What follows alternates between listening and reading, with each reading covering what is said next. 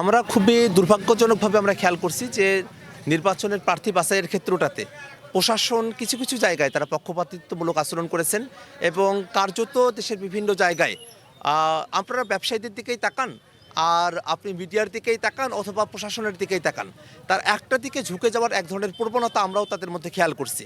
আমরা মনে করি যে এটা বাংলাদেশের জন্য অশনি সংকেত। বাংলাদেশ রাষ্ট্রটাকে যদি সঠিকভাবে গড়তে হয় তাহলে প্রত্যেকটা দলকেই এই পক্ষপাতিত্বের বিরুদ্ধে কথা বলতে হবে। যে প্রশাসন আজকে কোনো একটা দলের পক্ষপাতিত্ব করছে, সেই প্রশাসনই কিছু কাল আগেই সেই দলকে দমন নিপীড়ন করার জন্য তারা সর্বাগ্রে ভূমিকা রেখেছে। আবার যখন অন্য কোনো ধরনের পরিবেশ পরিস্থিতি তৈরি হবে সেই দলকে আবারও তারা দমন নিপীড়ন করার জন্য তারা উদ্গ্রীব হয়ে পড়বে।